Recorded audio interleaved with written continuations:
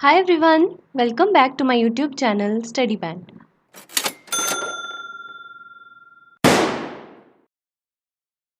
So we were doing partnership and मैंने आपको already इस पे 5 लेक्चर्स दे दिए हैं. Now today this is part 6. अगर किसी ने वो पहले 5 लेक्चर्स नहीं देखे हैं on this topic you can watch them from the playlist. Okay, तो स्टार्ट करते हैं बिना किसी देरी के. उससे पहले मैं आपको बता दूं, अभी जो लेटेस्ट लेक्चर में हमने पढ़ा था that is about the reconstitution of partnership. की पार्टनरशिप दोबारा रिकॉन्स्टिट्यूट होती है, दोबारा बनती है, और उसमें मेजर जो केसेस होते हैं जिसके बेसिस पे हम कहते हैं that the partnership is reconstituted.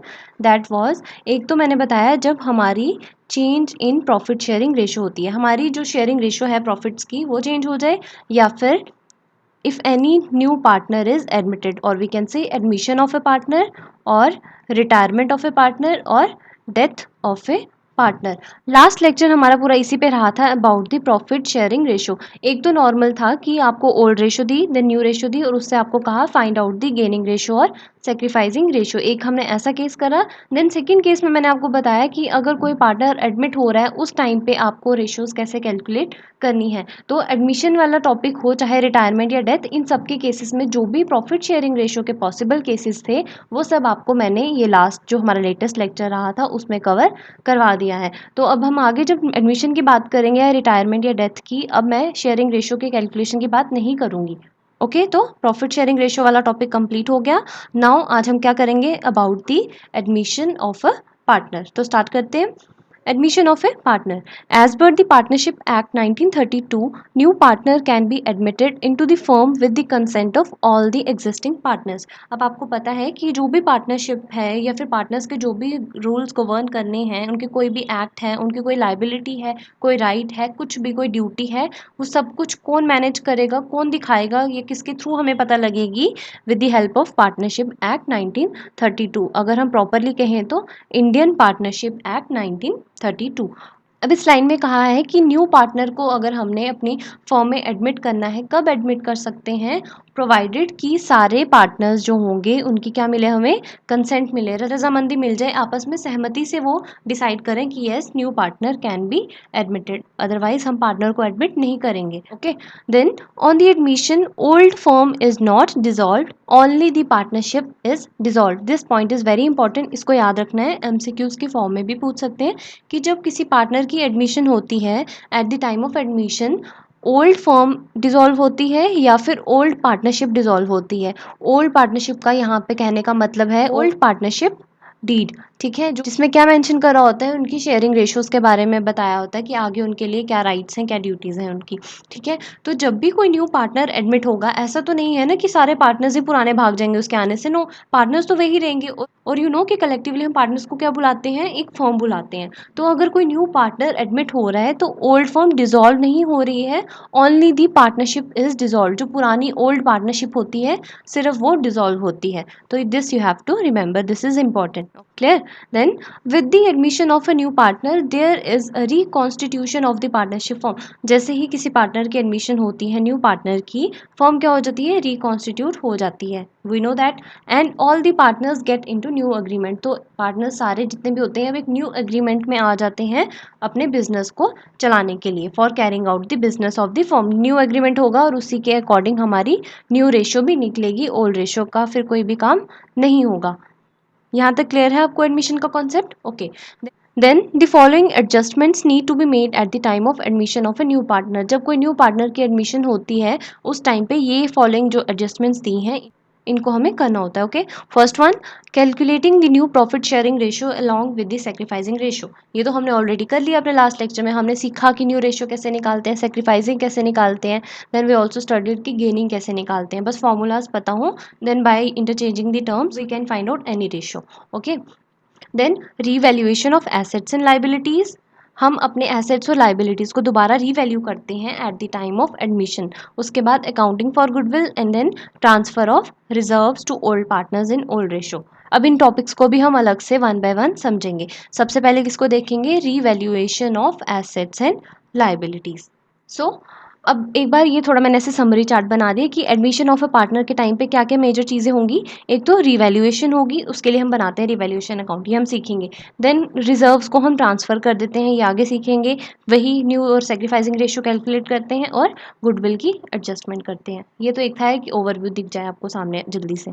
Okay, revaluation of assets and liabilities. अब होता क्या है, न्यू पार्टनर आएगा फर्म में, उससे पहले ही हमने क्या करना है, जैसे ही पार्टनर की एडमिशन होगी ना, तो पुराने एसेट्स और लाइबिलिटीज़ जितने भी होंगे हम अपनी तरफ से क्या करते हैं, एक तरह से हम बोलते हैं सजेस्ट किया जाता है। पार्टनरशिप एक्ट में कहा है कि अगर हम कह रहे हैं कि हमारी फर्म क्या हो रही है, रिकॉन्स्टिट्यूट हो रही है, दोबारा से रिवाइज हो रही है, तो इट वुड बी बेटर ना कि अगर हम अपने एसेट्स और लाइबिलिटीज़ भी जो पढ़े हैं उनको रिवाइज कर लें, ताकि उनकी हमें करेक्ट वैल्यूज़ पता लग जाए। Therefore for this we have to do revaluation. पढ़िए, at the time of admission it is desirable to ascertain whether the assets and liabilities are shown at correct values. कह रहे हैं कि एडमिशन के time पे इट इज़ डिज़ायरेबल मीन्स एक तरह से सजेस्ट किया जाता है कि हम क्या करें, असर्टेन कर लें, फाइंड आउट करें कि क्या हमारी एसेट्स और लाइबिलिटीज़ जो हैं वो करेक्ट वैल्यूज़ पे शो हुई हैं। इन केस दीज एसेट्स और लाइबिलिटीज़ आर ओवर स्टेटेड और अंडर स्टेटेड। कई बार क्या होगा, जब हम इनको रिवैल्यू करेंगे, इनकी वैल्यू दोबारा चेक करेंगे, हो सकता है कुछ ओवर स्टेट हो गई हो, किसी की वैल्यू हमने ज़्यादा शो करी हो बुक्स में और किसी की वैल्यू कम शो करी हो, then there is a need to revalue them, और उस टाइम पे हमें क्या करना होगा, उनकी रीवैल्यूएशन करनी पड़ेगी। क्लियर है यहाँ तक। Then sometimes there may also be some unrecorded assets and liabilities of the firm. अब कई बार क्या होगा, जब हम अपने एसेट्स और लाइबिलिटीज़ को चेक कर रहे होंगे, ऐसा होगा कि हमारा कोई एसेट ऐसा होगा जो हमें पता ही नहीं होगा हमारे बिजनेस में है, हमने उसको रिकॉर्ड ही नहीं किया होगा अपने बुक्स में, या कोई लाइबिलिटी ऐसी होगी जो हमें पे करनी थी, हमें पता ही नहीं था कि पे करनी है, न्यू हमें बाद में मिली वो एज एन अनरिकॉर्डेड लाइबिलिटी, तो वो भी हमें वापस बुक्स में क्या करनी होगी, नोट डाउन करनी होगी। These also have to be brought in the books of the firm. For this purpose, a new account is prepared known as revaluation account. अब इसी पर्पज़ के लिए कि हम सारी लाइबिलिटीज़ को दोबारा से ठीक वैल्यूज़ पे लाएं या फिर एसेट्स को ठीक वैल्यूज़ पे लाएं, उसी के लिए हम क्या बना लेते हैं, रिवैल्यूएशन अकाउंट, एक न्यू अकाउंट ओपन करते हैं। अब ऐसा तो नहीं ना करेंगे, एक एसेट का अब पता लगा तो उसकी वजह से हम पूरी बैलेंस शीट को ही चेंज कर देना, वो काफ़ी टाइम कंज्यूमिंग होगा और कॉम्प्लिकेटेड भी हो जाएगा। तो इट वुड बी बेटर कि हम एक न्यू सेपरेट अकाउंट बना लें which is known as revaluation account. और आपको ये पूछ सकते हैं एग्जाम में कि रीवैल्यूएशन अकाउंट का दूसरा नाम क्या है, then you have to answer it is also known as profit and loss adjustment account. Okay, then ये जो लास्ट के दो पॉइंट्स हैं, ये मैं आपको पहले फॉर्मेट बताऊंगी रिवैल्यूएशन अकाउंट का, उसके बाद आपको और अच्छे से क्लियर होगा। So this is the format of revaluation account. सबसे पहले तो आपको क्या याद रखना है about revaluation account, that it is a nominal account. अगर आपको याद हो, जब मैंने प्रॉफिट एंड लॉस अकाउंट समझाया था उस टाइम भी बताया था कि उसका नेचर क्या है, nominal. Profit and loss account भी नॉमिनल अकाउंट होता है।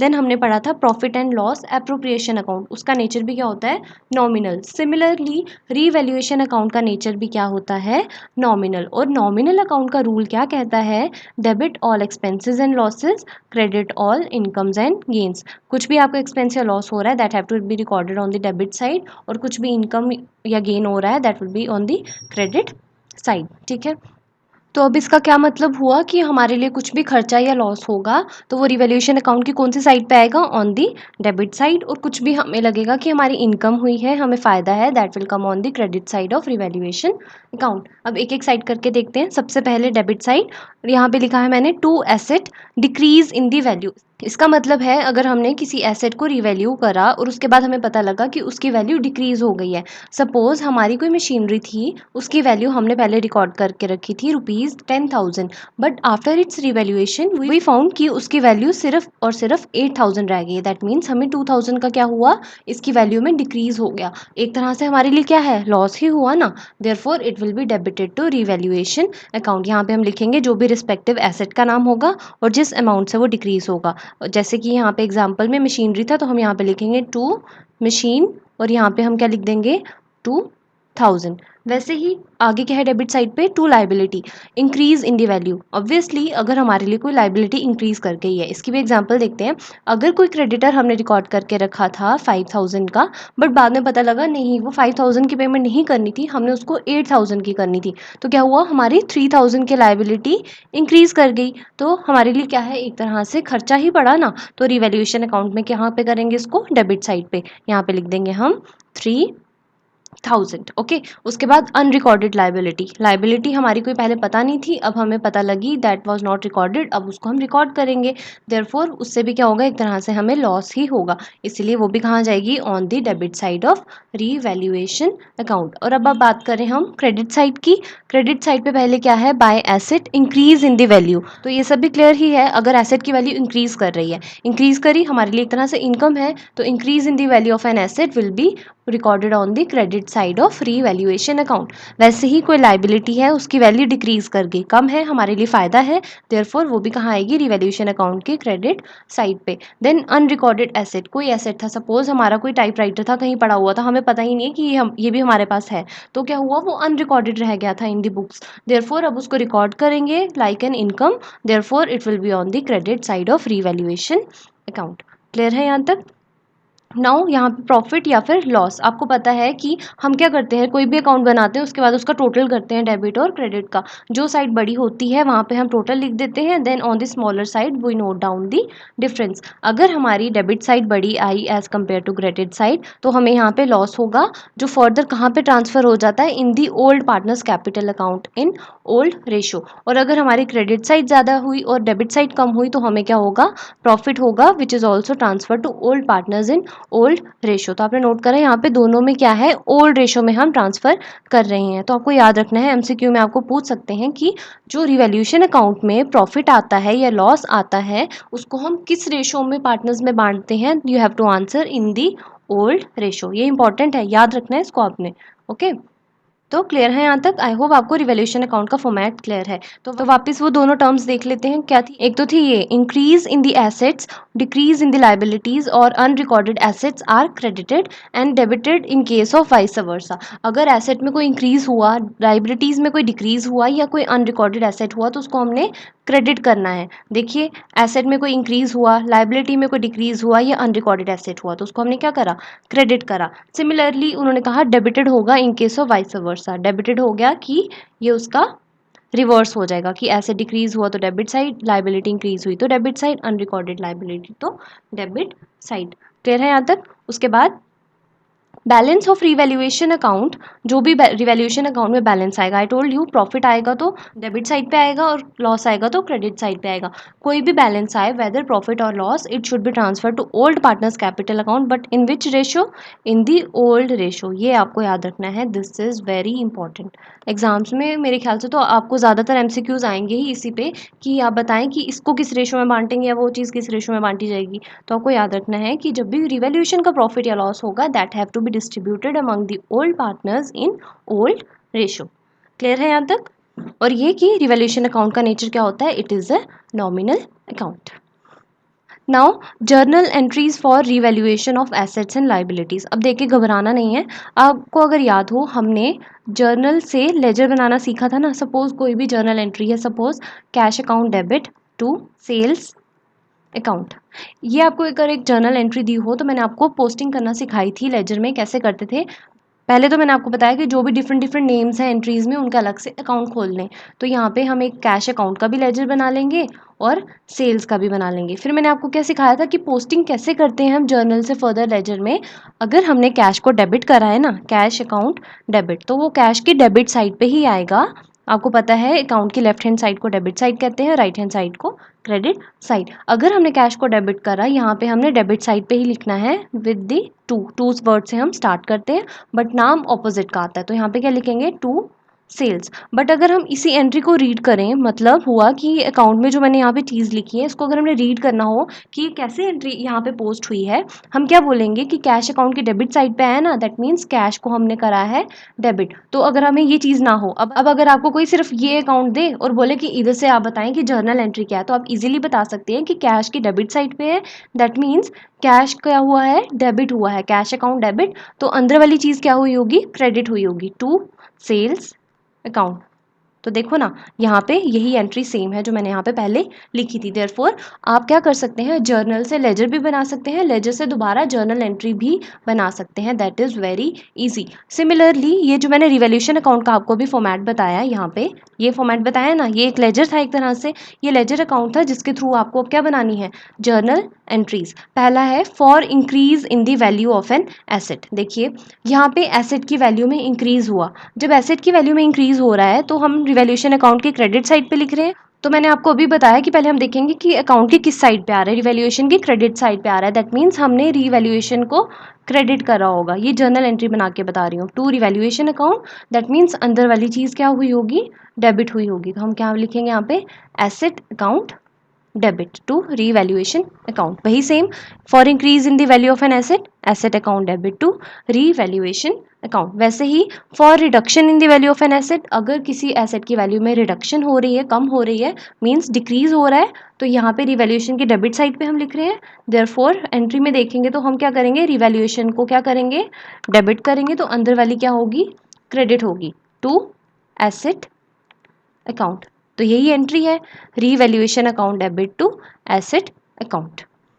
वैसे ही बाकी सारी एंट्रीज भी हो जाएंगी अगर आप कंपेयर करेंगे। तो एक चीज़ आ जाएगी, जर्नल आ गया तो लेजर ऑटोमेटिकली बन जाएगा, या लेजर अकाउंट आता होगा आपको बनाना तो जर्नल एंट्रीज भी आप आसानी से कर लेंगे। ठीक है, ये सब जर्नल एंट्रीज हैं which are use while preparing revaluation account. तो आपको एग्जाम में कोई भी एमसीक्यू आ जाए, वो बोलें कि हमें बताएं क्या जर्नल एंट्री होगी for the increase in value of asset in case of revaluation, तो ये दे देंगे, for reduction in value of asset तो ये, फॉर एप्रिसिएशन हुआ तो ये। तो ये सब एंट्रीज हैं, आपको याद करनी है। वैसे याद ना भी करें तो मैंने आपको लॉजिक बताया, फॉर्मेट पता है, आपको पता है क्या चीज़ कब डेबिट हो रही है, क्रेडिट हो रही है, तो ऑटोमेटिकली आप आंसर दे पाएंगे काफ़ी इजी वे में। अगर एसेट हमारा इंक्रीज हो रहा है, आपको पता है एसेट जब इंक्रीज होता है तब हम क्या करते हैं, डेबिट। देयरफॉर हमने यहाँ पे एसेट को डेबिट करा टू रिवैल्यूएशन, फिर क्रेडिट किसको करेंगे, रिवैल्यूएशन को, क्योंकि वो रिवैल्यूएशन का पूछ रहे होंगे। वैसे याद रखें या लॉजिक से करें कुछ भी, बट आई वुड सजेस्ट कि आपको रिवैल्यूएशन का फॉर्मेट एक बार माइंड में बैठ गया ना, पता है कि डेबिट साइड पे क्या क्या चीज़ें आएंगी, क्रेडिट पे क्या, automatically you can frame the journal entries. Okay, then memorandum revaluation account. अभी आप देखेंगे हमने रिवैल्यूएशन पढ़ा, अभी मेमोरेंडम रिवैल्यूएशन अकाउंट क्या है, यू कैन से कि ये रफ है, एक अकाउंट हम बना रहे हैं रफली, एक्स्ट्रा अकाउंट बना रहे हैं। क्यों, prepared in case when the partners do not want to alter or revise the value of assets and liabilities। as I said earlier कि हम revaluation account क्यों बनाते हैं, ताकि हम अपनी assets और liabilities को दोबारा reassess करें, उनकी value दोबारा हम revise कर दें। बट कई बार क्या होगा, partners agree नहीं करेंगे, वो नहीं चाहेंगे कि हम अपने assets और liabilities को revalue करेंगे, तो उस टाइम पे हमें किस account की help की ज़रूरत पड़ेगी, that will be memorandum revaluation account. और इसका नेचर भी एक तरह से बोलिए आप कि नॉमिनल ही होता है। और याद क्या रखना है आपको, एमसीक्यू में क्या पूछ सकते हैं कि मेमोरेंडम रिवैल्यूएशन अकाउंट के फॉर्मेट में कितने पार्ट्स होते हैं, तो आपको आंसर देना है that it has 2 parts, first part second part. ये हम समझेंगे, बट इससे पहले मैं आपको फॉर्मेट बताती हूँ। अभी ये देख के घबराना नहीं है, ये जो पूरा है ना, ये फर्स्ट पार्ट जो है, this is whole revaluation account. जो रिवैल्यूएशन अकाउंट हमने अभी सीखा ना फॉर्मेट, ये पूरा वही है अगर आप ध्यान से देखें। देन ये है सेकंड पार्ट। ये हुआ क्या, बस जो आपने चीज़ें यहाँ पे डेबिट करी थी फर्स्ट पार्ट में, और यहाँ पे फर्स्ट पार्ट में जो क्रेडिट करी थी यहाँ पे जाके रिवर्स हो गई हैं। नोटिस करना, देखो by assets increase in assets, यहाँ पे 2 एसेट्स इंक्रीज इन एसेट्स, यहाँ 2 एसेट्स डिक्रीज इन एसेट्स, इधर by assets decrease in assets. Similarly बाकी एंट्रीज भी ऐसे ही आपस में रिवर्स करी हैं। मेमोरेंडम रिवैल्यूएशन अकाउंट इतना इंपॉर्टेंट नहीं है, आई डोंट थिंक इसके बारे में पूछेंगे, but still you have to remember एक तो कि इसके 2 पार्ट्स होते हैं। फर्स्ट पार्ट में क्या आता है वो आपको याद रखना है, सेकंड पार्ट में क्या आता है वो चीज़ आपको याद रखनी है। देन नेक्स्ट थिंग कि आपको याद रखना है कि आपको तो पता है कि रिवैल्यूएशन अकाउंट का कहाँ पे जाता है, टू द ओल्ड पार्टनर्स, कोई भी डिफरेंस होता है और ओल्ड रेशो में जाता है। बट सेकंड पार्ट में क्या होता है, यहाँ पे सारे पार्टनर्स में जाता है इन दी न्यू रेशो। और हम मेमोरेंडम रिवैल्यूएशन अकाउंट क्यों बना रहे हैं कि पहले हम मान लेते हैं, चलो एक बार रिवाइज तो करके देखें है क्या फिगर्स, बट पार्टनर्स कह रहे हैं हमने ऑल्टर नहीं करना, तो वही एंट्रीज को हम रिवर्स कर देंगे, बट यहाँ पे सारे पार्टनर्स में जो बैलेंसिंग फिगर आएगी वो डिस्ट्रीब्यूट होगी इन दी न्यू रेशो। ये आपको याद रखना है। अब एक और चीज़ आपको कंफ्यूजन दे रही होगी कि यहाँ पे तो लॉस डेबिट साइड आ रहा है, but here it is profit. Debit side पे एक जगह लॉस एक जगह प्रॉफिट, ऐसे कैसे हो सकता है, हो सकता है लॉजिक देखो। अब यहाँ पे भी, यहाँ पे थे डिक्रीज, यहाँ पे रिवर्स हो गया ना, यहाँ पे जो डेबिट साइड पे चीज़ें थी एक तरह से एक्सपेंसेस थे वो डेबिट वाले, वो यहाँ पे क्रेडिट साइड आ रहे हैं ना, तो क्रेडिट साइड पे एक्सपेंसेस है यहाँ पे।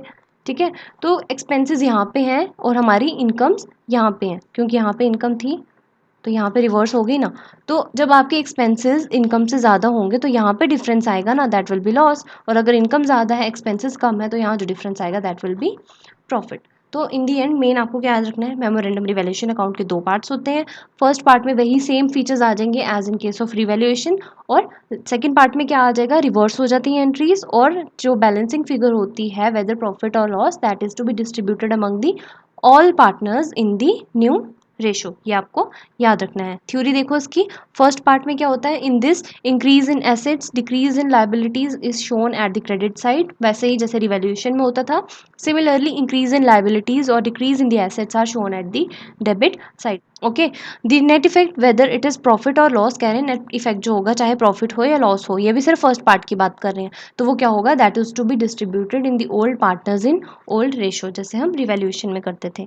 वैसे ही सेकेंड पार्ट में क्या है, increase in assets decrease in liabilities is shown at the debit side. Reverse हुआ ना, यहाँ फर्स्ट पार्ट में इंक्रीज इन एसेट्स और डिक्रीज इन लाइबिलिटी को हम क्रेडिट बता रहे थे, बट यहाँ पे इंक्रीज इन एसेट्स और डिक्रीज इन लाइबिलिटीज को हम डेबिट साइड पे बता रहे हैं, तो this is the difference. Then the net effect whether it is profit और loss is to be distributed to the all partners. यहाँ पे था ओल्ड पार्टनर्स, यहाँ पे है all partners in new ratio, और यहाँ पे क्या था, ओल्ड रेशो। तो आप डिफरेंस आई थिंक नोट कर पा रहे होंगे। And the reason behind this कि हम यहाँ पे रिवर्स क्यों कर रहे हैं, is that the reverse entries are done to restore the old figures of the assets and liabilities, क्योंकि हमने रिवैल्यूएशन के थ्रू उनकी फिगर्स को भी चेंज कर दिया ना, एक तरह से एसेट्स और लाइबिलिटीज को दोबारा रिवर्स कर देंगे तो वो वापस they will come back to their original value which were recorded earlier.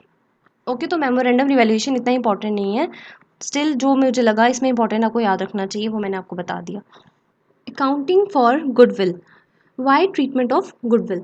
अब मैंने आपको बताया कि जब कोई न्यू पार्टनर एडमिट होता है, मेन चीज़ें हमें क्या करनी है, एक तो हमें प्रॉफिट शेयरिंग रेशियोज़ को कैलकुलेट करना है, और हमने अपने एसेट्स और लाइबिलिटीज़ को दोबारा रीवैल्यू करना है।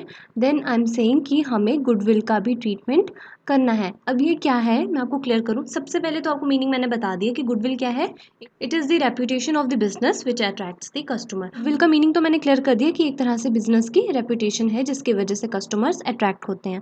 नाउ आप मुझे कमेंट सेक्शन में लिख के बताएं कि गुडविल का क्या नेचर है, किस तरह का अकाउंट है ये, साथ ही साथ मुझे बताएं कि किस टाइप का ये एसेट है। ये दोनों चीज़ें आप मुझे कमेंट सेक्शन में लिख के बताएंगे अभी। नाउ एग्जाम्पल से समझते हैं। ये 3 पार्टनर्स थे जो ओल्ड पार्टनर्स थे, ऑलरेडी काम कर रहे थे बिजनेस में। बाद में इन्होंने एक न्यू पार्टनर को एडमिट करा, डी को करा, ठीक है। पहले ये लोग काम कर रहे थे बिजनेस में, तो बिजनेस में जो भी प्रॉफिट हुआ होगा या फिर जो भी कस्टमर्स के ऊपर इंप्रेशन गया होगा वेदर गुड और बैड, इनकी वजह से जो भी गुडविल बनी होगी, एक तरह से रेपुटेशन कहाँ से बनी, with the help of old partners, क्योंकि यही लोग बिजनेस में काम कर रहे थे।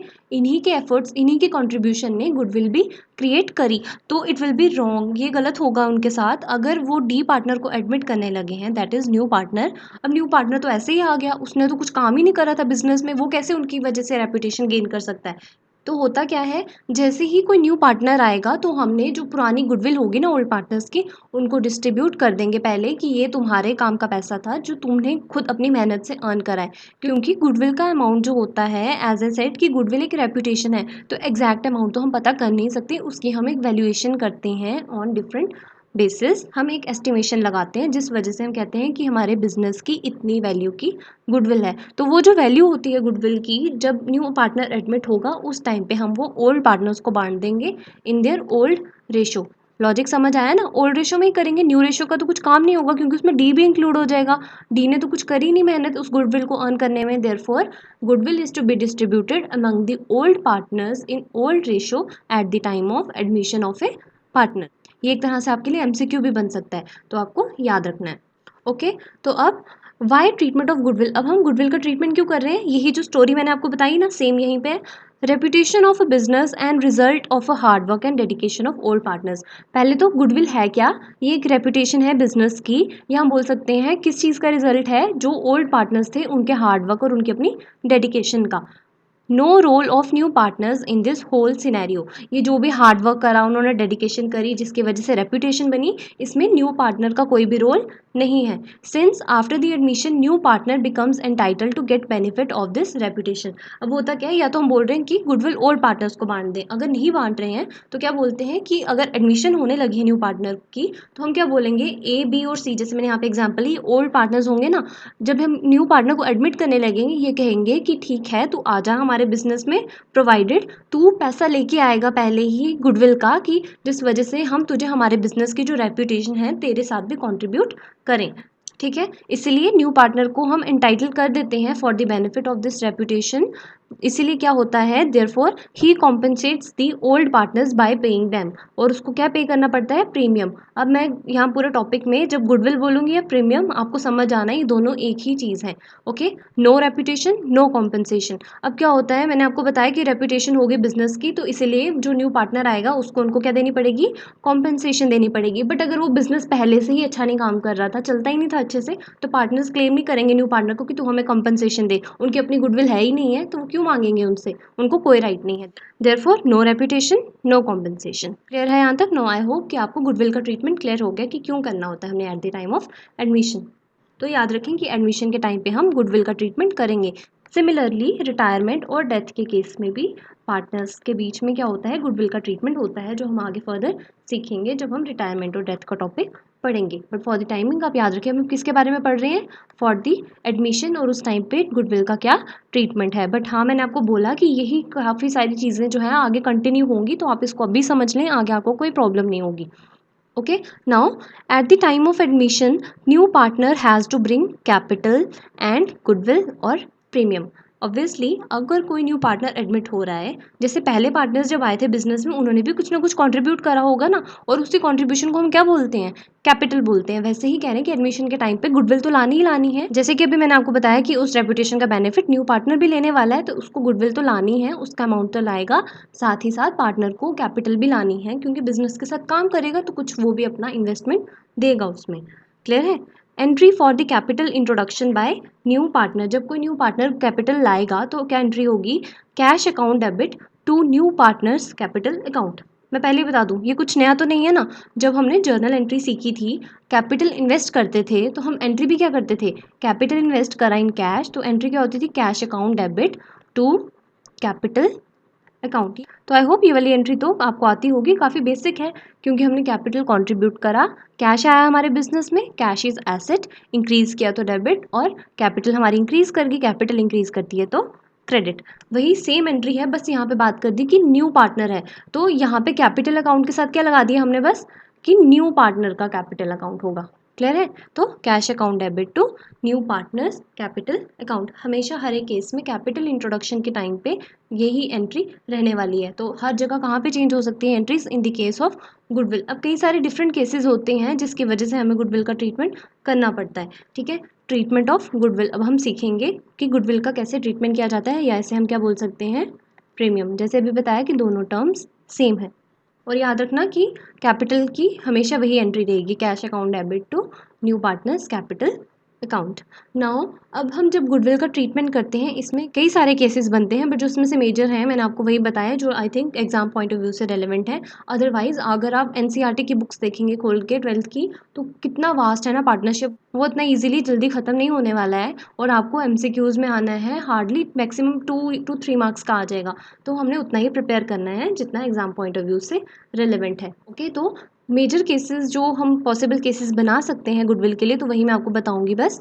When the goodwill is paid privately by new partner. अब अलग अलग केसेस माइंड में लेके चलना कि हमने गुडविल को कैसे ट्रीट करना है। पहला केस, अगर गुडविल कोई जो न्यू पार्टनर आ रहा है वो प्राइवेटली पे कर रहा है, प्राइवेटली या बोल सकते हैं सीक्रेटली, मतलब अलग से पब्लिकली हर जगह शो नहीं करा, सिंपल चुपचाप आपस में सेटलमेंट हो गई पार्टनर्स के बीच, तो इस केस में क्या करते हैं हम गुडविल को, new partner pays privately to old partners. ये लाइन यही मतलब बता रही है कि न्यू पार्टनर प्राइवेटली दे देगी ओल्ड पार्टनर्स को not to be recorded in the books of firm, क्योंकि प्राइवेटली दिया है, पार्टनर्स को दे दिया, आपस में ही उन्होंने सेटलमेंट कर लिए, फर्म के बीच में ऐसे पब्लिकली कुछ डिस्कस हुआ ही नहीं। देयरफॉर इस टाइम पे हमने गुडविल को बुक्स में रिकॉर्ड नहीं करना। तो आपको याद रखना है, एमसीक्यू आपको पूछें अगर, if the goodwill is paid privately by the new partner to the old partners, then what will be the accounting treatment of goodwill. तो आपको आंसर क्या देना है, goodwill is not to be recorded, goodwill को हमने record नहीं करना। पहला केस हो गया। चलिए सेकंड देखते हैं। सेकंड केस क्या हो सकता है गुडविल के लिए, when new partner pays cash for his share of goodwill and it is retained in the business। अब क्या हो सकता है पॉसिबल केस कि पार्टनर कैश लेके आया, वही मैंने बताया ना कि पार्टनर को पैसा पे करना पड़ेगा, न्यू पार्टनर जो होगा वो पैसे देगा फॉर द गुडविल। तो अगर पार्टनर कैश लेके आया और वो जो कैश लेके आया गुडविल का उसको हमने बिजनेस में ही रखा, मीन्स अपनी पार्टनरशिप फॉर्म जो है उसी के अकाउंट में हमने ऐड कर दिया, तब क्या होगा, पहला स्टेप तो होगा ही कि when premium is brought in cash, जब कैश लाएगा तब एंट्री क्या होगी, cash account debit to premium account, या we can say to goodwill account. Cash आया, इंक्रीज हुआ, देयरफॉर हमने क्या करा, डेबिट करा, और इनकम थी एक तरह से हमारी गुडविल इस टाइम पे, तो हमने क्रेडिट कर दी। ठीक है, तो जब गुडविल हमारी कैश में लाएगा पार्टनर तो उस टाइम पे ये एंट्री होगी। You have to remember, entries के बेसिस पे भी आपको एमसीक्यूज पूछे जा सकते हैं। तो यहाँ पे मैंने लिखा है क्लब्ड एंट्री विद कैपिटल, अगर लिखा होगा when new partner pays cash for his share of goodwill as well as for the capital, तो कैपिटल की एंट्री तो मैंने आपको बता दी ना, cash account debit to capital account, और प्रीमियम की मैंने क्या बताई, cash account debit to premium account, cash to premium. अगर इन दोनों को हम क्लब कर दें, कैश और कैश का जो अमाउंट होगा एक साथ हम लिख देंगे, cash account debit to capital account to premium account. तो वही मैंने बताया कि अगर क्लब एंट्री करेंगे विद कैपिटल तो यही आएगी, बट अभी हम किसका ट्रीटमेंट सीख रहे हैं, ओनली फॉर दी गुडविल। और कैपिटल के लिए मैंने आपको जो कॉमन एंट्री होती है cash account debit to capital, ये मैंने आपको बोल दिया, इसको आप एज इट इज़ याद रखें, इसको ज़्यादा समझने की ज़रूरत ही नहीं है। ओके, देन सेकंड, पहले तो पार्टनर लाएगा कैश में, हमने केस भी क्या लिखा है, जब पार्टनर अपने शेयर ऑफ गुडविल को लाएगा कैश में और उसके बाद उसको हम कहाँ पे रखेंगे, बिजनेस में ही रखेंगे। तो बिजनेस में रखने का क्या मतलब होता है कि वो जो अमाउंट होगा that will be credited to the old partners capital account in sacrificing ratio. इसको समझे ध्यान से, पहले तो आपको पता है कैपिटल इंक्रीज हो तो क्रेडिट, इसलिए हम बोल रहे हैं कि वो जो अमाउंट ऑफ प्रीमियम होगा हम पार्टनर्स के कैपिटल अकाउंट को क्रेडिट कर देंगे। और कौन से पार्टनर्स, ओल्ड पार्टनर्स, क्योंकि न्यू पार्टनर के आने से ओल्ड पार्टनर्स क्या करते हैं, सेक्रीफाइस करते हैं, मैक्सिमम उनको अपना शेयर क्या करना पड़ता है, सेक्रीफाइस करना पड़ता है in favour of the new partner.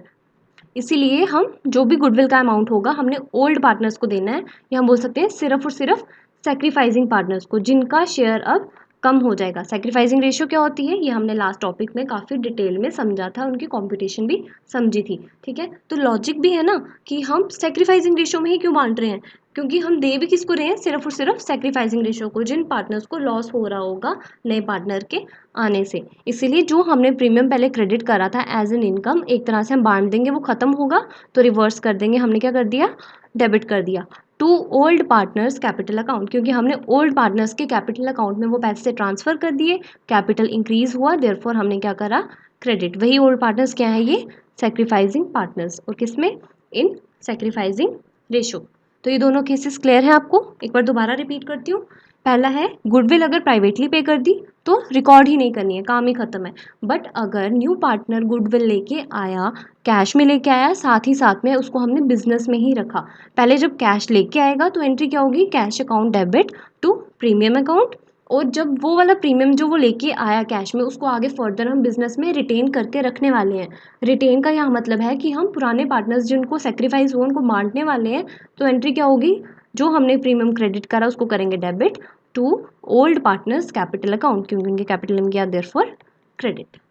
बाकी कोई भी डाउट होता है आपको, कुछ भी डाउट, कोई स्पेशली ये नहीं है कि जो आज का लेक्चर है उसी के बेस पे कोई डाउट है, ऐसे भी आपको फर्दर प्रीवियस लेक्चर्स जितने मैंने कवर करवाए हैं उसमें कोई डाउट है तो वो भी आप मुझे कमेंट सेक्शन में पूछ सकते हैं, और या फिर आप हमारा टेलीग्राम ग्रुप भी ज्वाइन कर सकते हैं। मैंने आपको बताया कि वहाँ पर हम कई सारे क्विज करते हैं ऑन अकाउंट्स, जिससे आपको डेली प्रैक्टिस भी हो जाती है। तो आई सजेस्ट कि आप टेलीग्राम ग्रुप को भी ज्वाइन कर लें और वहाँ पर भी आप डाउट्स पूछ सकते हैं। ओके, देन केस 3, अब पॉसिबल केस क्या बन सकता है next, when the new partner pays cash for his share of goodwill. Same ही रहा, अभी तक तो सेकंड केस वाला ही था ये, कि न्यू पार्टनर क्या करेगा, अपने गुडविल का शेयर लाएगा in cash, but now and the same is then withdrawn by old partners. पहले केस में क्या करा हमने, हमने वो अमाउंट को रिटेन करके रखा जिस वजह से हमने पुराने पार्टनर्स में वो बांट दिया था। बट यहाँ पे क्या है कि कैश तो लेके आया बट वो विदड्रॉ कर लिया, मीन्स बिजनेस में नहीं रहने दिए उन पार्टनर्स ने पैसे, वो ओल्ड पार्टनर्स अपने साथ अपने घर में ले गए। तो एंट्री क्या होगी, सबसे पहले तो यही होगा ना कि न्यू पार्टनर कैश लाएगा गुडविल के लिए, उस टाइम पे वही same entry, cash account debit to premium account. तो मैंने यहाँ पे भी लिख दिया है सेम एज केस 2, ताकि आपको रेफरेंस के लिए आसान हो जाए, आप कंपेयर कर पाए नोट्स में। Okay, then premium to be transfer to old partners and sacrificing partners. वही मैंने आपको बताया, कैश लाएगा, फिर क्या करना है, सेम यहाँ पे तो सेम रहेगा कि रिटेन किया ना, पहले क्या हुआ, कैश लाया, कैश पार्टनर्स ने आपस में बांट लिया, वही same entry, premium to old partners. एक बार उनके कैपिटल अकाउंट में पैसे चले गए, वो क्या करेंगे, इसी कैपिटल अकाउंट से पैसों को क्या करेंगे, विदड्रॉ करेंगे, premium withdrawn by old partners.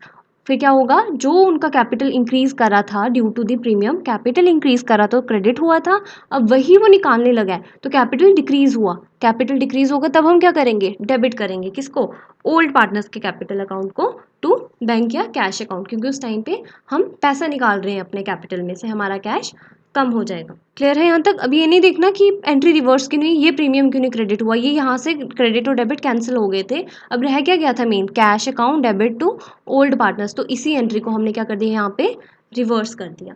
I hope clear है यहाँ पे आपको।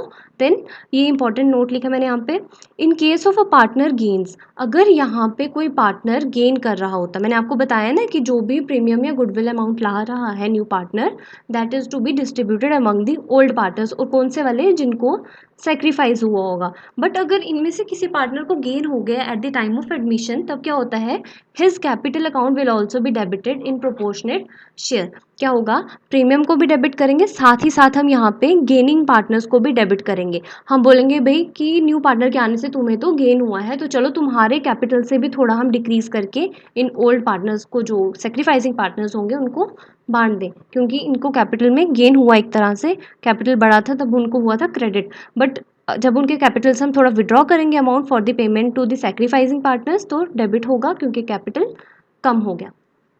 क्लियर, तो ये भी एक पॉसिबल केस था for the goodwill. Next case क्या बन सकता है for the goodwill, goodwill is not brought in cash by new partner only the capital. अब क्या हो सकता है कि गुडविल उसने लाई ही नहीं, पैसों में नहीं लाई, सिर्फ कैपिटल का अमाउंट लाया उसने, ठीक है, तो क्या होगा, कैपिटल लाया, व्हेन ही ब्रिंग्स कैपिटल, तो वही entry same, cash account debit to new partners capital account. अब उसने क्या किया, कैश नहीं लाया प्रीमियम के लिए, या वी कैन से गुडविल के लिए उसने पैसे नहीं लाए, तो हम क्या करते हैं, वही जो उसने अपने कैपिटल में लाए ना पैसे, उसके उसी कैपिटल में से हम काट लेते हैं for the amount of goodwill. जब कैपिटल इंक्रीज करा था, मतलब बिजनेस में आया उसका पैसा, तो हमने क्रेडिट करा, अब वही पार्टनर के कैपिटल अकाउंट से हम पैसे निकाल लेंगे, तो कैपिटल कम होगा, therefore it will be debited, तो वही पैसे हम ओल्ड पार्टनर्स को बांट देंगे, न्यू पार्टनर के कैपिटल अकाउंट को डेबिट कर देंगे to the old partners capital account, वही इन सेक्रीफाइसिंग रेशो। अभी जो हम पहले एंट्रीज कर रहे थे उसमें हम प्रीमियम को डेबिट करते थे, फिर हम ओल्ड पार्टनर्स को बांटते थे, बट यहाँ पे प्रीमियम तो आया नहीं ना, तो हम क्या करेंगे, उसी के कैपिटल को यहाँ पे कम कर देंगे डेबिट, और वो ओल्ड पार्टनर्स में डिस्ट्रीब्यूट कर देंगे, जिससे उनकी कैपिटल बढ़ेगी, देयरफॉर हमने क्रेडिट किया। Treatment of goodwill already existing in the books at the time of admission.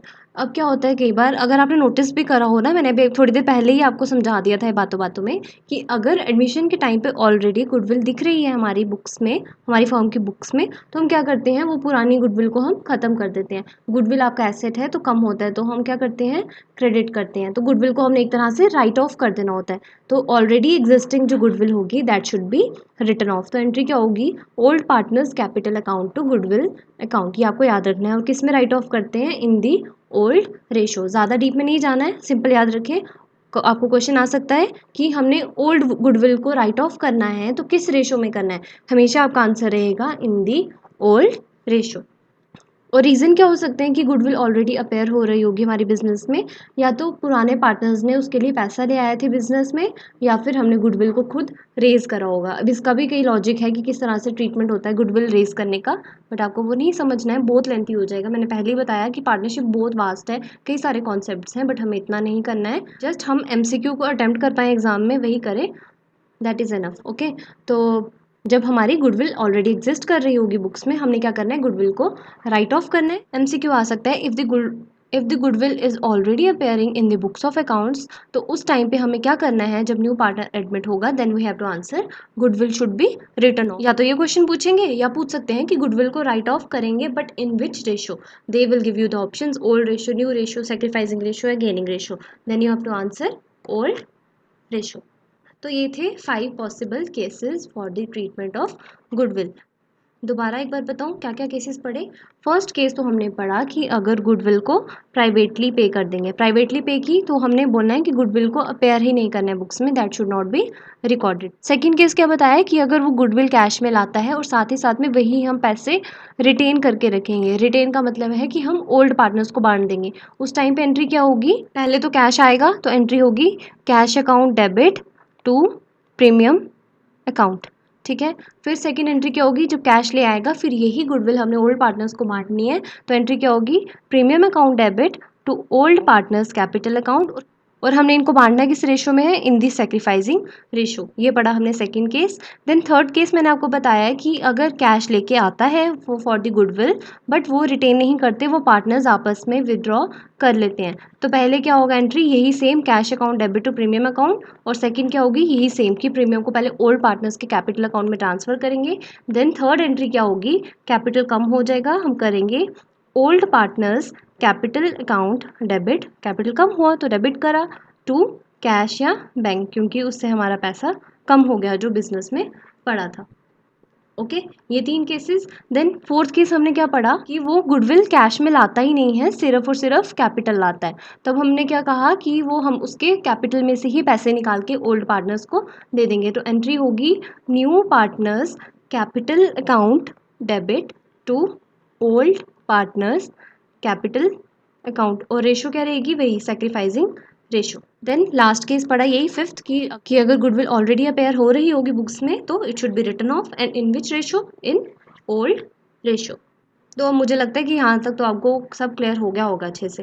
Then valuation of goodwill, मैंने आपको बताया कि गुडविल रेपुटेशन होती है, रेपुटेशन तो है, और मैंने ये भी बताया कि एस्टिमेशन बेसिस पे हम गुडविल को कोई एग्जैक्ट अमाउंट तो हम कैलकुलेट कर नहीं सकते, तो हम डिफरेंट मेथड्स अडॉप्ट कर लेते हैं जिसकी वजह से हम गुडविल की वैल्यू निकाल लेते हैं। Okay, no accurate formula can be laid down for the measurement of the value of goodwill, कोई एक एक्यूरेट एग्जैक्ट फार्मूला नहीं है जिस वजह से हम अपनी गुडविल की मेजरमेंट कर पाएँ, बट जो मोस्ट कॉमनली यूज्ड मेथड्स हैं जिसकी वजह से हम गुडविल के वैल्यूएशन करते हैं वो कौन से हैं, ये 4 मेथड्स हैं। First one average profit method, second weighted average profits method, third super profit method, fourth capitalisation method. तो यहाँ से भी क्या एमसीक्यू बन सकता है, वो पूछेंगे कि which of the following are the methods for the calculation of goodwill, कोई ऑप्शंस दे देंगे, हो सकता है इनमें से एक रॉन्ग दे दें, कोई भी खुद से लिख के, तो आपको उसी के अकॉर्डिंग टिक करके आना है कि कौन सा सही है कौन सा गलत है। अब इन मेथड्स को भी हम वन बाय वन समझते हैं कि किस तरह से हम गुडविल की कैलकुलेशन करते हैं। सबसे पहला average profits method. Average profits नाम से तो पता लग रहा है कि हमने प्रॉफिट्स को क्या करना होगा, एवरेज करना होगा, तो इसके बेसिस पे हम गुडविल को कैसे निकालते हैं, ये फॉर्मूला याद रखना है, क्योंकि आपको प्रैक्टिकल क्वेश्चन भी पूछ सकते हैं एक एक मार्क में, तो इतना तो दे ही सकते हैं वो। तो फॉर्मूला है average profits multiply by number of years purchase, और इसको हम यह बोल सकते हैं कि जो प्रॉफिट्स एडजस्टेड हैं। तो ये क्या है, इसे भी समझते हैं। पहले एवरेज प्रॉफिट्स, ये टर्म पहले वाली की, इसको हम बात करेंगे। एवरेज प्रॉफिट्स क्या है, एवरेज क्या है, प्रॉफिट्स का एवरेज करना। तो जितने भी प्रॉफिट होंगे वो उन्होंने दिए होंगे क्वेश्चन में आपको कि ये प्रॉफिट थे इस साल के, तो उनका टोटल करके divided by number of years. Suppose 4 साल के आपको प्रॉफिट दिए थे, first year, second year, third year, fourth year, इधर 10 रुपीज़, इधर भी 10 का प्रॉफिट, इधर भी 10 का, इधर भी 10 का, तो टोटल प्रॉफिट हुआ 40 and total number of years है 4, तो आपका एवरेज प्रॉफिट कितना आ जाएगा, रुपीज़ 10। वैसे ही profit for all years divided by number of years, और इन्हीं को एवरेज प्रॉफिट जो है इनको हम किस नाम से बुलाते हैं और एडजस्टेड प्रॉफिट्स या फिर फ्यूचर मेंटेनेबल प्रॉफिट्स। तो अगर आपको एग्जाम में क्वेश्चन आ जाए रिगार्डिंग फ्यूचर मेंटेनेबल प्रॉफिट्स, आपको समझना है कि वो एवरेज प्रॉफिट की ही बात कर रहे हैं।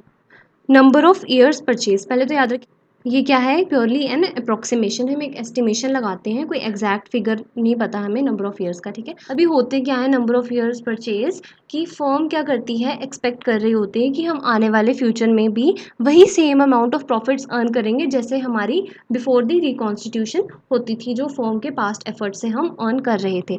They are the number of years for which the firm will expect to earn the same amount. Firm expect कर रही है कि हम same amount of profit earn करेंगे जैसे कि because of the past efforts of the firm earn करते थे, और वो आने वाला फ्यूचर टाइम क्या होगा, after the change of ownership, क्योंकि अब फर्म रिकॉन्स्टिट्यूट हो रही है, शेयर चेंज होगा, दैट मीन्स ओनरशिप भी पूरी चेंज हो गई है पार्टनर्स की। तो उसके बाद के जो हम ईयर्स डिसाइड कर रहे हैं कि इस टाइम पे हम इतना प्रॉफिट अर्न कर पाएंगे, that will be the number of years purchase. तो सिंपल याद रखें, एवरेज प्रॉफिट मेथड के हिसाब से गुडविल का क्या फॉर्मूला होता है, you have to remember average profits multiply by number of years purchase. और एवरेज प्रॉफिट्स के और क्या नाम होते हैं, एडजस्टेड प्रॉफिट्स और साथ ही साथ फ्यूचर मेंटेनेबल प्रॉफिट्स। अब इसके बेस पे हम एक क्वेश्चन सॉल्व करते हैं। Profits disclosed by a business for last 3 years were, किसी बिजनेस के लास्ट 3 सालों के ये प्रॉफिट्स थे। 31 मार्च 2010 का प्रॉफिट था 40,000, 2011 का 50,000, देन 45,000। अब जो 31 मार्च 2010 का प्रॉफिट है उसके लिए क्या लिखा है उन्होंने, इंक्लूडिंग एबनॉर्मल गेन ₹5,000। अब ये जो 40,000 का प्रॉफिट है इसमें 5,000 का क्या है, एबनॉर्मल गेन ऑलरेडी इंक्लूडेड है। एबनॉर्मल गेन हुआ जो ऑर्डिनरी कोर्स ऑफ बिजनेस में अकर नहीं होता है, दैट इज एक्स्ट्रा ऑर्डिनरी।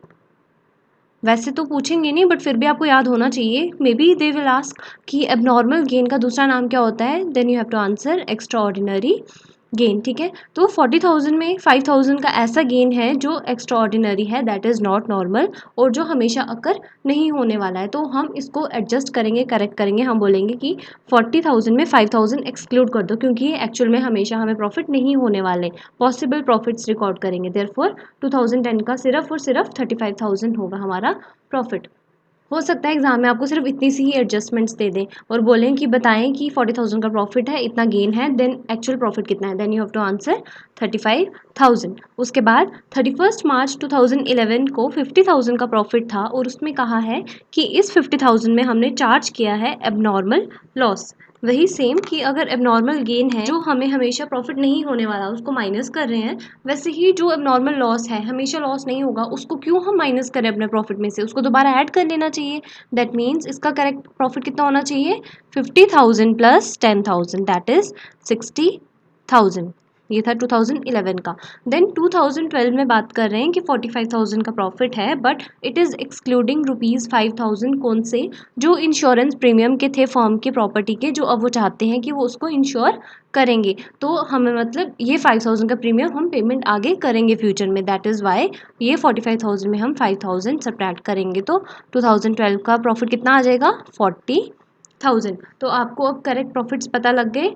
2010 के कितने हैं, 35,000, 2011 का है 60 और 2012 का है 40। Calculate the value of goodwill based on the 2 years purchase of average adjusted profits. Average या adjusted one and the same thing, okay. अब आपको क्या निकालना है, 2 years purchase of average profit निकालने हैं।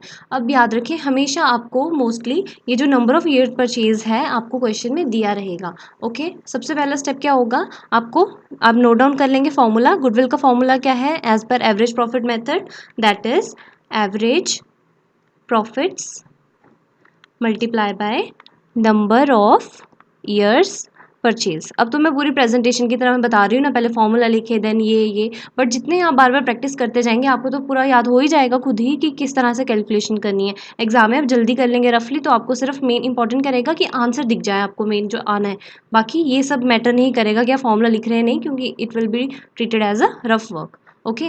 गुडविल एवरेज प्रॉफिट्स पहले हम निकाल लेंगे। एवरेज प्रॉफिट क्या निकलेगा, टोटल प्रॉफिट्स जितने हैं इसका मैंने आपको बता दिया है, 40,000 में से हम 5,000 क्या करेंगे, माइनस करेंगे, दैट विल बी 35,000। ये आ गया 2010 का। देन 2011 का कितना हो जाएगा, 50,000 में हम 10,000 क्या कर रहे हैं, ऐड कर रहे हैं, दैट इज 60,000 प्लस 45,000 में 5,000 लेस किया, दैट इज 40,000। यह है आपका 2012 का। Okay, divided by number of years, total कितने हैं, 3 है, 3 साल का दिया हुआ हमें, डिवाइडेड बाय 3। तो जब आप इसका टोटल करेंगे then you will get 1,35,000 divided by 3, और आंसर कितना आ जाएगा यहाँ पे डिवाइड करके, 45,000। This is the value of average profits. तो आप इसको यहाँ पे लिख देंगे 45,000 multiply by number of years purchase आपको दिए रखे हैं, दैट इज 2। तो आपकी गुडविल की वैल्यू कितनी आ जाएगी, ₹90,000। This is how we calculate the value of goodwill as per average profits method. तो एक मेथड हमारा हो गया। Now second one. Now before moving further to the second method, आपके लिए ये 2 क्वेश्चन होमवर्क हैं which are based on the average profits method. आप इस एवरेज प्रॉफिट मेथड के थ्रू मुझे वैल्यू ऑफ गुडविल कैलकुलेट करके बताएंगे। ये 2 क्वेश्चन हैं, आप मुझे इनके आंसर्स बताएं कमेंट सेक्शन में, then I will tell you whether it is correct और रॉन्ग। चलिए, second method, weighted average profits method. अब ये मेथड क्या है, this is a modified method of average profits method, या हम कह सकते हैं it is a improvement over the average profits method. It is applicable particularly in case of rising trend in profits. अगर हमारे प्रॉफिट में हमें राइजिंग ट्रेंड दिख रहा है कि अगर फर्स्ट ईयर में हमें 10 का प्रॉफिट हुआ, देन 20, देन 30, देन 40, तो एक तरह से यहाँ पे ट्रेंड बन गया है कि 10 का इंक्रीज हो रहा है। इन केसेस में हम किस तरह से गुडविल की वैल्यूएशन करते हैं, as per the weighted average profit method. तो यहाँ से MCQ बन सकता है कि weighted average profit method is used in which of the following case. तो हम क्या बोलेंगे, in case of rising trend in profits. Now इसमें गुडविल निकालने का क्या फॉर्मूला है, इट इज़ ऑलमोस्ट सिमिलर, बस डिफरेंस क्या है, यहाँ पे वेटेड एवरेज ऑफ प्रॉफिट्स लिखते हैं मल्टीप्लाई बाय वही नंबर ऑफ ईयर्स परचेज, और वेटेड एवरेज ऑफ प्रॉफिट्स बोलो या एवरेज वेटेड प्रॉफिट्स बोलो, दोनों सेम ही हैं। ठीक है, ये फॉर्मूला है। और एवरेज वेटेड प्रॉफिट्स या वेटेड एवरेज ऑफ प्रॉफिट्स हम कैसे निकालेंगे, total of the product divided by total of weights. अब ये क्या है, प्रोडक्ट हम निकालते हैं profit multiply by weight of respective years. अभी ये क्या है, क्वेश्चन करेंगे उससे अच्छे से क्लियर होगा, देन दोबारा इस फॉर्मूला पे आएंगे, मैं आपको समझाऊंगी कि कैसे हमने किया। ओके, तो क्वेश्चन है, the profits of ABC limited are given below. ABC limited एक कंपनी या फर्म कह सकते हैं, उनके प्रॉफिट्स हमें दिए हैं ये वाले, कौन से, ईयर 2008 का है 25,000, 2009 का है 35, 2010 में 50,000, देन 2011 में 55,000। नाउ आगे क्या बात कर रहा है, During 2009, there was abnormal loss of rupees 5,000 due to fire. ये जो 2009 में 35,000 का प्रॉफिट है, it is including the abnormal loss of 5,000। इसमें हमने 5,000 का एबनॉर्मल लॉस को कंसिडर करा है, मीन्स ये जो 35,000 का प्रॉफिट है 5,000 इसमें से हमने लेस करके रखा है, तो दोबारा हम ऐड कर देंगे क्योंकि हम एबनॉर्मल आइटम्स को कंसिडर नहीं करते। Therefore correct profit for 2009 will be ₹40,000। Okay, then the weights are 1, 2, 3 and 4 in the year 8, 9, 10 and 11। उन्होंने यहाँ के weights हमें दे दिए हैं हर एक के। Calculate goodwill of 3 years purchase of average weighted profits। अब पहले फॉर्मूला लिख लें, goodwill का फॉर्मूला क्या होता है in case of weighted average profits, that is पहले हम लिखेंगे जितने हमारे weighted average profits हैं उसको हम मल्टीप्लाई कर देंगे with the number of years purchase. Number of years purchase आपको क्वेश्चन में ऑलरेडी दिया रखा है, मैंने आपको बोला ही क्वेश्चन में हमेशा दिया ही होगा वैसे, मल्टीप्लाई बाय। अब हमें चाहिए वेटेड एवरेज प्रॉफिट्स। अब वेटेड एवरेज प्रॉफिट कैसे निकालते हैं, देखिए यहाँ पे सबसे पहले आप ईयर्स लिख लेंगे 2008, 2009, 2010 एंड 2011। अब इनके करेक्ट प्रॉफिट्स जो आपने निकाले वो लिख लें, 25,000 सेम रहा है इसका, देन यहाँ पे 35,000 को हमने क्या निकाला करेक्ट करके 40,000, देन 2010 का हो गया 50,000, उसके बाद 2011 का हो जाएगा 55,000, और उसके बाद आपको वेट्स दे रखे हैं रिस्पेक्टिव ईयर्स के 1, 2, 3 एंड 4, 1, 2, 3, 4। देन हमें क्या करना होता है इसके बाद फर्दर, हमने प्रॉफिट्स को मल्टीप्लाई करना है विद दी वेट्स गिवन। 25,000 को मल्टीप्लाई करेंगे 1 से, that is 25,000, 40,000 multiply by 2 is equal to 80,000, then 50,000 multiplied by 3 is equal to 1,50,000, then 55,000 multiplied by 4 that will be equal to 2,20,000। अब आप इसका टोटल कर देंगे, that will be rupees 4,75,000। यह आया आपका total product. Now weighted average profit निकालने का फॉर्मूला क्या होता है, total product divided by total of weights. अब यहाँ पे जो हमने मल्टीप्लाई करा ना, ये सब अरेंज में टोटल कर दिया, that is equal to total product. ये हमारे प्रोडक्ट का टोटल आया, और साथ में हमें वेट्स का भी टोटल करना है, that is 4 + 3 + 2 + 1, that will B 10। तो टोटल प्रोडक्ट है हमारा 4,75,000 डिवाइडेड बाय हम कर देंगे 10, that will be equal to 47,500। तो हमारे वेटेड एवरेज प्रॉफिट कितना आ जाएगा, 47,500। नाउ इजीली गुडविल कैलकुलेट हो जाएगी। 47,500 multiply by 3, that will be equal to rupees 1,42,500। तो क्लियर है आपको वेटेड एवरेज प्रॉफिट मेथड। तो यही फॉर्मूला देखिए, टोटल ऑफ प्रोडक्ट, वही मैंने बताया प्रोडक्ट कैसे निकालेंगे हम, प्रॉफिट को मल्टीप्लाई करेंगे उनके रिस्पेक्टिव ईयर्स के वेट के साथ, देन वेट का हम टोटल कर देंगे। Now third method for calculating goodwill is super profits method. इसके अकॉर्डिंग हम गुडविल कैसे निकालते हैं, goodwill is equal to super profits multiply by number of years purchase. तो आपने नोटिस करा, जब हमने एवरेज प्रॉफिट मेथड की बात की थी तो यहाँ पे क्या आ गया था, एवरेज प्रॉफिट आ गया।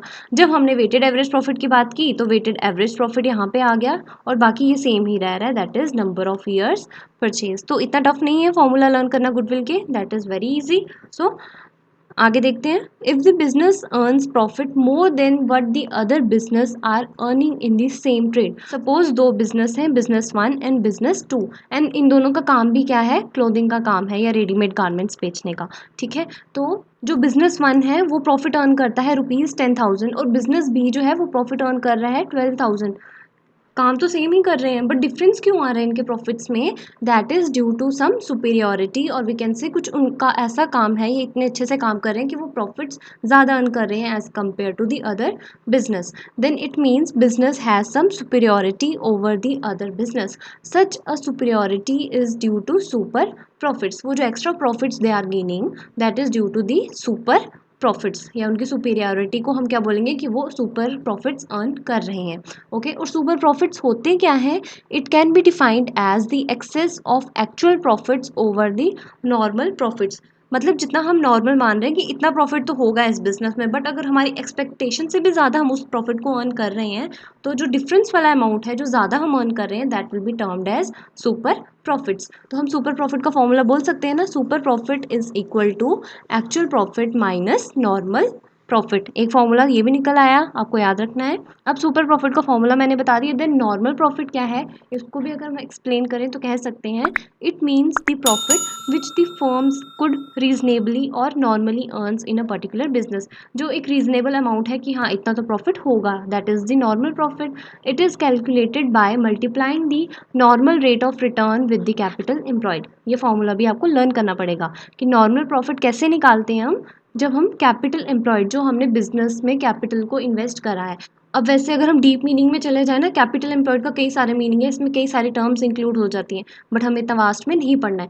कैपिटल एम्प्लॉयड की फिगर जो होगी आपको मोस्टली क्वेश्चन में दी रहेगी, तो कैपिटल एम्प्लॉयड को आपने सिंपल जो नॉर्मल रेट ऑफ रिटर्न दिया होगा उससे मल्टीप्लाई करना है, you will get the normal profit. Okay, अब हम देखते हैं कि गुडविल को किस तरह से कैलकुलेट करना होता है as per super profits method.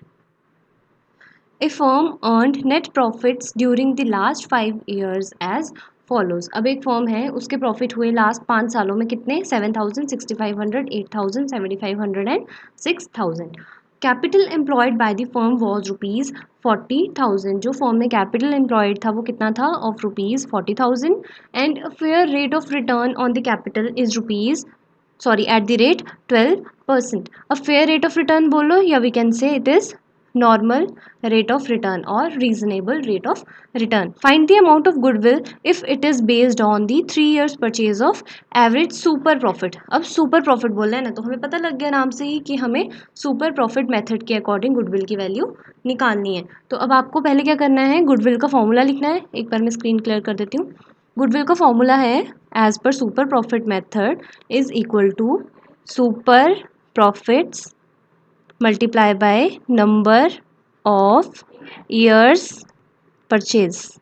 अब सुपर प्रॉफिट की फिगर तो हमारे पास है नहीं, but number of years purchase हमें दिए हैं, दैट इज 3। ओके, अब सुपर प्रॉफिट निकालेंगे। सुपर प्रॉफिट का फॉर्मूला भी हमने थोड़ी देर पहले पढ़ा, that is equal to actual profit minus normal profit.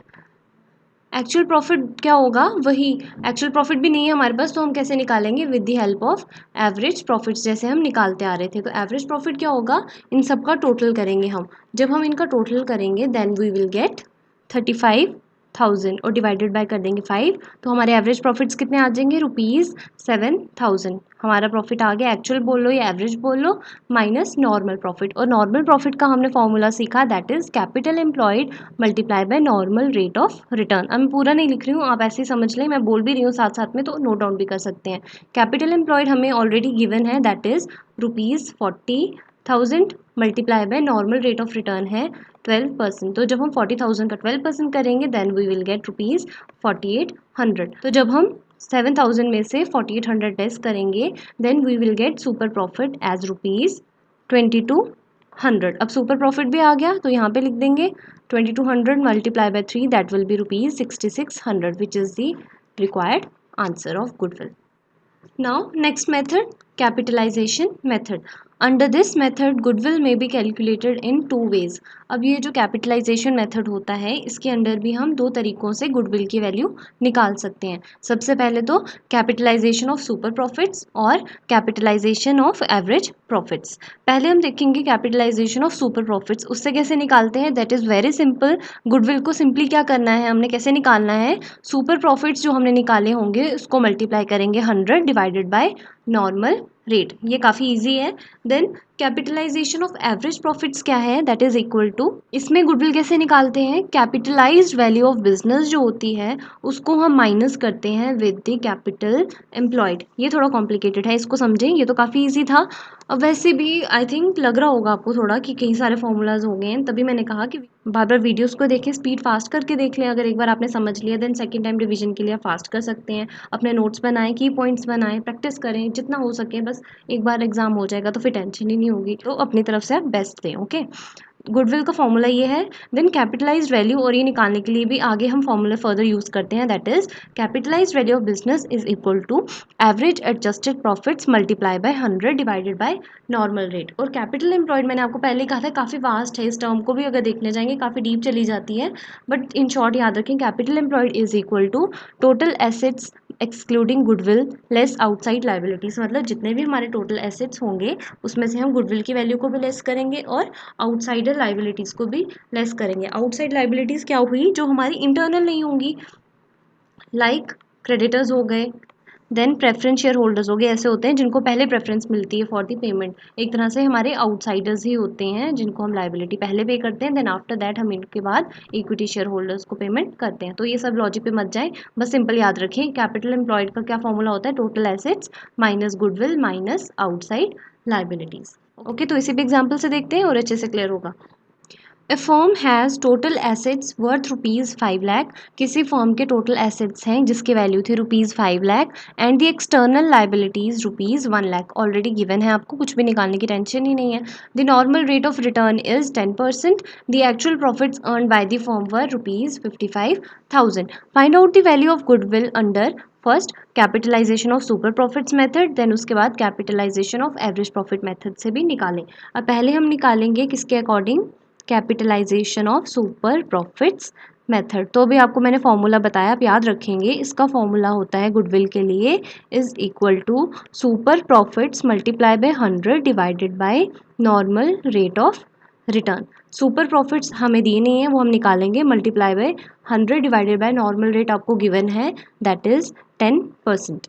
Now super profit का फॉर्मूला क्या है, हमने पहले ही पढ़ लिया, दैट इज एवरेज प्रॉफिट और we can say actual profit minus normal profit. Actual profit आपको दिया रखा है, that is 55,000 minus normal profit. Normal profit निकालने का फॉर्मूला मैंने आपको बताया, that is equal to capital employed multiply by normal rate divided by 100। अब कैपिटल एम्प्लॉयड भी नहीं है हमारे पास, तो कैपिटल एम्प्लॉयड का क्या फॉर्मूला है, मैंने आपको बता दिया, that is equal to total assets में से हम गुडविल माइनस करेंगे इफ़ एनी, अगर पहले की होगी, माइनस आउटसाइड लाइबिलिटीज़। अब ये नहीं देखना है कि गुडविल तो हम निकाल रहे हैं तो गुडविल कहाँ से आ गई, ये ऑलरेडी जो बुक्स में अपेयर हो रही होंगी तो उसकी बात कर रहे हैं, ठीक है। तो हमें ये दिया ही नहीं है तो इसको हम छोड़ ही दें गुडविल को। देन माइनस करेंगे outside liabilities 5 lakh, total assets given है, minus outside liabilities is equal to 1 lakh. तो आपका कैपिटल एम्प्लॉयड कितना आ जाएगा, 4 lakh. Then we can easily find out the normal rate of return. Then we can easily find out the normal profit, that is 4 lakh multiplied by 10%. तो 55,000 multiplied by 40,000 is equal to rupees 15,000. तो 15,000 super profit आ गया हमारा. Goodwill भी निकल जाएगी rupees 1,50,000. तो ये हमने वैल्यू कैलकुलेट करी as per part first, that is capitalisation of super profits method. अब है capitalisation of average profits method. तो आई होप या तो आप स्क्रीनशॉट ले लें या नोट डाउन तो कर लिया होगा अपने साथ. थोड़ा स्क्रीन को क्लियर कर लेती हूँ, स्पेस का इशू है थोड़ा. Then second part, capitalisation of average profits method. अब इसका फॉर्मूला मैंने आपको बताया, क्या याद रखना है. इसका फॉर्मूला होता है गुडविल निकालने का. Goodwill is equal to capitalised value of business minus capital employed. Capital employed अभी पहले भी निकाला, that is equal to 5 lakh minus 1 lakh is equal to rupees 4 lakh. तो हम 4 लाख तो यहाँ पे लिख देंगे. हमें अब क्या चाहिए, कैपिटलाइज्ड वैल्यू. इसका फॉर्मूला क्या होता है कैपिटलाइज्ड वैल्यू का, in case of average profits method, that is equal to average profit multiply by 100 divided by normal rate. Average profit कितना है, और we can say actual profit is equal to 55,000 multiply by 100 divided by normal rate है 10. ये 0 0 आपस में cut के then we will get rupees 5,50,000. ये आई हमारी कैपिटलाइज्ड वैल्यू. तो यहाँ पे लिख देंगे 5,50,000 minus 4 lakh, that will be equal to 1,50,000. This is the value of goodwill as per this second part, capitalization of average profits method. अब ये तो बाय चांस कोइंसिडेंटली यहाँ पे भी रुपीज़ 1,50,000 आ रहा है और फर्स्ट केस में भी यही आया था, बट हमेशा ही मैंडेटरी नहीं है कि दोनों के आंसर हमेशा सेम आए. तो दैट विल डिपेंड कि फिगर्स क्या दी रखी हैं क्वेश्चन में. ये तो अचानक से ही हो गया same, otherwise it could be different.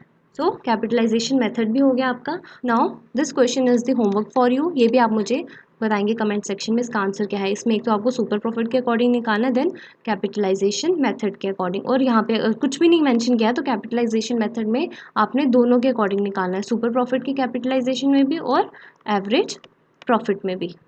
Clear है यहाँ तक. Then last topic for today is, देखो अभी तक हमने रिकॉन्स्टिट्यूशन में मैंने आपको बताया कि वही एक तो change in profit sharing ratio, then admission, then retirement. अभी हम किसकी बात कर रहे हैं, ओनली फॉर दी एडमिशन. और अभी तक हमने एडमिशन में क्या पढ़ा, मैंने आपको मेन क्या सिखाया अभी, एक तो कि उसमें रेशोज़ को कैसे कैलकुलेट करते हैं, और रेशोज़ का हमने कल ही पढ़ लिया था. देन हम उसमें क्या देखते हैं, गुडविल का ट्रीटमेंट, वो भी हमने अच्छे से सीखा काफ़ी आज. देन हम गुडविल की वैल्यूएशन कैसे करते हैं with the help of different methods, वो भी बताया. उसके बाद हमने ये भी अच्छे से सीखा कि अगर हम एसेट्स की रिवैल्यूएशन करते हैं या लाइबिलिटीज़ की रिवैल्यूएशन करते हैं तो हम उसके लिए क्या बनाते हैं, रिवैल्यूएशन अकाउंट. वो किस तरह से बनता है, उसका फॉर्मेट क्या है, देन हम क्या क्या एंट्रीज़ करते हैं उसके केस में, वो भी अच्छे से हमने समझा. नाउ लास्ट पार्ट की, जब किसी पार्टनर की एडमिशन होती है उस टाइम पे जो भी हमारे एक्यूमुलेटेड प्रॉफिट्स होते हैं. एक्यूमुलेटेड प्रॉफिट्स क्या है, यही रिजर्व्स. मैंने आपको रिजर्व्स का मीनिंग भी बताया था पहले, डिफरेंस भी बताया था रिजर्व और प्रोविजन में. प्रोविजंस होते हैं जो हम किसी सर्टेन लाइबिलिटी, जो हमें पता होती है, नोन लाइबिलिटी होती है, उसके लिए बनाते हैं, like provision for doubtful debts, provision for bad debts वगैरह. बट जो रिजर्व्स होते हैं they are for uncertain events, और we can say unknown liabilities, जो हमें पता नहीं है बट हम पहले से ही कुछ प्रॉफिट का हिस्सा अपने पास इकट्ठा करके अलग से रख लेते हैं. That is why they are also termed as accumulated profits. तो अब जो प्रॉफिट हमने पहले अपने बिजनेस में अर्न करके रखे थे बिफोर द एडमिशन, अभी पार्टनर एडमिट नहीं हुआ था बट उससे पहले जो भी ओल्ड पार्टनर्स के एफर्ट्स के थ्रू जो प्रॉफिट आया था उसका कुछ हिस्सा अगर हमने पहले से रिजर्व करके रखा था बिजनेस में, अब क्या करेंगे, जैसे ही नया पार्टनर आएगा जो भी पुराना प्रॉफिट्स था हम पार्टनर्स में बांट देंगे. ठीक है, तो हम क्या करते हैं, ट्रांसफ़र करते हैं रिजर्व्स या एक्यूमुलेटेड प्रॉफिट्स या लॉस कहाँ पे करते हैं, in the old partners capital account. जो पुराने पार्टनर्स होते हैं नए पार्टनर के पहले, उनको हम प्रॉफिट्स या लॉसेस आपस में बांट देते हैं इन देयर किसमें, ओल्ड रेशो. ये भी ओल्ड रेशो में होगा क्योंकि पुराने पार्टनर्स थे, इसमें न्यू रेशो का कोई रोल ही नहीं होगा. ओके तो अगर रिजर्व्स हैं या एक्यूमुलेटेड प्रॉफिट्स हैं, रिजर्व या एक्यूमुलेटेड प्रॉफिट्स का बैलेंस क्या होता है, क्रेडिट होता है. याद रखें क्रेडिट क्यों है, बैलेंस मैंने आपको सिखाया था कि हमेशा उसकी पॉजिटिव साइड पे जाना है और we can say increasing side पे जाना है।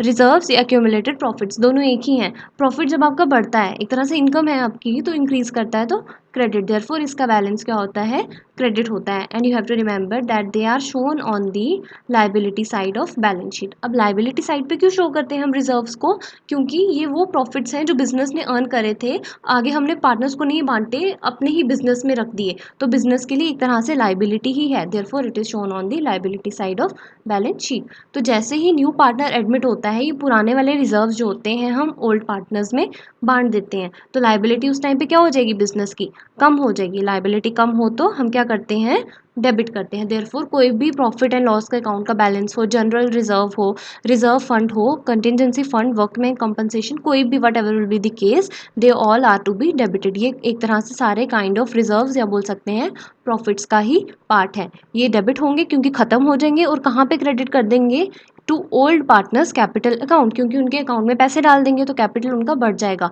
कैपिटल बढ़े तो हम क्या करते हैं, क्रेडिट करते हैं। और किस में करेंगे, इन दी ओल्ड रेशो। अब ये जो है दो टर्म्स मैं आपको बता देती हूँ, कंटिजेंसी फंड और workman compensation fund. Contingency fund, जैसे हमने कंटिजेंट लाइबिलिटी पढ़ा था कि जो लाइबिलिटी अनसर्टन है, हमें नहीं पता, that will occur on the happening of a certain event. तो कंटिजेंसी फंड क्या है, ये भी हम कुछ पैसा अलग से रखते हैं कि कोई इमरजेंसी आ जाए बिजनेस में एकदम से, उस टाइम पे इस पैसे को यूज़ करेंगे। देन वर्कमैन कंपनसेशन फंड क्या है, लाइक वर्कर्स हैं बिजनेस में काम करने वाले, लाइक अगर कंस्ट्रक्शन कंपनी है, ठीक है, तो कोई वर्कर को काम करते करते चोट लग गई, तो उसका जो खर्चा होगा हेल्थ का, उसके मेडिकल एक्सपेंसेस वगैरह होंगे, उनको कंपनसेट करने के लिए कुछ भी, मतलब काफ़ी ज़्यादा लॉस हो गया, किसी का बॉडी पार्ट पूरा कोई डैमेज हो गया, तो उस टाइम पे हम क्या करते हैं, उनको कंपनसेट करते हैं। तो उसके लिए भी अलग से हम एक फंड बना के रखते हैं, एक्यूमुलेट करके रखते हैं कुछ पार्ट प्रॉफिट का, that is workman compensation fund. तो ये भी बिजनेस के लिए एक तरह से लाइबिलिटी ही होती है। ओके, तो आपको समझ आ गया होगा ट्रीटमेंट ऑफ रिजर्व्स जब हम क्या करते हैं, mission of a partner. Then अगर लॉस होगा बिजनेस में, प्रॉफिट था ही नहीं, तो सिंपल क्या करेंगे, उल्टा हम पार्टनर्स के कैपिटल में से पैसा निकालेंगे, क्योंकि लॉस है तो किसी ना किसी तरह तो रिकवर करना है, प्रॉफिट हो या लॉस हो, हमने हमने सेट ऑफ करना है जैसे ही न्यू पार्टनर आएगा, ठीक है। तो पार्टनर का कैपिटल में से पैसे निकालेंगे, कैपिटल कम होगा, whenever capital is reduced we do debit. Therefore old partners के कैपिटल अकाउंट को हम क्या करेंगे, डेबिट करेंगे टू लॉसेस, क्योंकि लॉसेस हमारे लिए क्या है, एक तरह खर्चा है, हम लॉसेस को क्या बोलते हैं, इनका डेबिट बैलेंस होता है। तो जब हमारे लॉसेस खत्म हो गए तो उल्टा करेंगे, दैट विल बी क्रेडिटेड, इसलिए हमने यहाँ पे किया टू लॉसेस क्रेडिट किया। और किस में करेंगे, ये भी इन दी ओल्ड रेशो। तो आपको याद रखना है कब किस केस में कौन सी रेशो का यूज़ करके हम एलोकेशन करेंगे, दैट इज़ वेरी इंपॉर्टेंट। और ज़्यादातर एग्जाम में इन्हीं के बेसिस पे आपको एमसीक्यूज पूछेंगे कि किस टाइम पे कौन सी रेशो यूज़ होने वाली है। ओके, तो वो जो मैंने आपको एक तो क्वेश्चंस दिए हैं एमसीक्यूज के लिए, वो आप खुद ट्राई करें, then tell me in the comment section. और यही था हमारा एडमिशन ऑफ अ पार्टनर, जो मेजर आपको पोर्शन पूछ सकते हैं फ्रॉम दी एग्जाम्स। मैंने आपको एक ही लेक्चर में पूरा कवर करवा दिया। अब यही है कि आप जितना प्रैक्टिस करें उतना ही अच्छा है, बाकी फर्दर तो मैं आपको एमसीक्यूज भी करवाऊंगी इसके ऊपर बेस्ड। बाकी आज के लिए इतना ही। सो अगर लेक्चर पसंद आया then please like the video, and if anybody is new to the channel then please subscribe and don't forget to hit the bell icon for regular updates. So stay tune for my next video. Thank you.